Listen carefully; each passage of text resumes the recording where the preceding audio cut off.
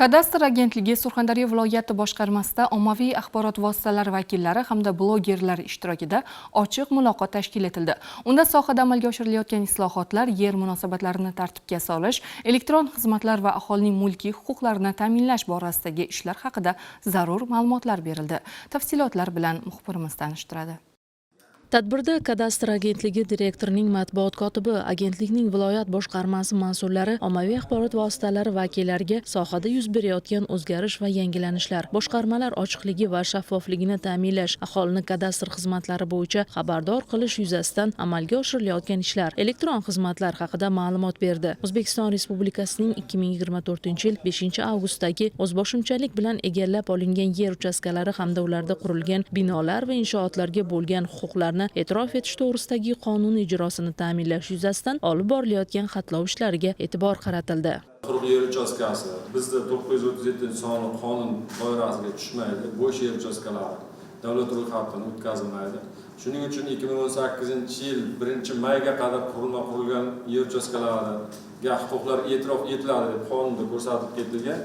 Shuning uchun yer uchastkalari xatlov qilinmayapti. Faqatgina qurilish obyektlari poligon tarzida olinib, o'shalar xatlov natijalari e'tirof tizimiga yuborib kelinmoqda. Men uyim xatlovda qolib ketibdi, o'shani xatlov qilishim kerak edi, xatlov qilmabdi degan holat bo'yicha biz xatlovdan o'tkazayotgan har bir mahalla bo'yicha xatlov yakunlarida mahallada nechta obyekt bor edi, nechtasi xatlov qilindi, nechtasi xatlov qilinmadi, nechtasi nizoli degan davlatnoma shakllantirib mahalla raislari bilan davlatnoma imzolanib kelmoqda.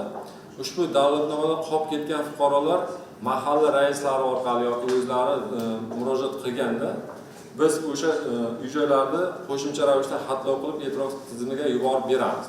Ochiq muloqotda ta'kidlanganidek, mamlakatimizda yer munosabatlarini tartibga solish, yer resurslaridan oqilona, maqsadli va samarali foydalanishni ta'minlash davlat siyosatining ustuvor yo'nalishlaridan biriga aylandi. O'zbekiston Respublikasining yangi tahriridagi Yer kodeksining qabul qilinishi bu borada muhim huquqiy asos bo'lib xizmat qilmoqda.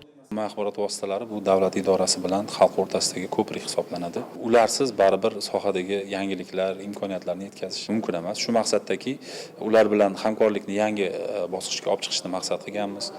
Hozir sohamizdagi bir nechta yo'nalishlardagi o'sha fuqarolar yaxshi tushunib yetmayotgan masalalar bor. O'shalarni tushuntirish, sodda tilda yetkazib berish va albatta bu orqali o'sha kelib chiqishi mumkin bo'lgan muammolarni oldini olishni maqsad qilganmiz. Men o'ylaymanki, juda ham samarali muloqot bo'ldi. Qiziqarli ma'lumot va bahslarga boy bo'lgan ochiq muloqotda ommaviy axborot vositalari xodimlari va ijtimoiy tarmoq faollari bilan aloqalarni mustahkamlash, sohaga oid qonunchilik va yangiliklardan aholi xabardorligini oshirish taklifi ilgari surildi. Soha xodimlarining ish jarayonini o'rganishga qaratilgan press-tur uyushtirish taklif etildi. Ishtirokchilarni qiziqtirgan savollarga atroflicha javoblar berildi.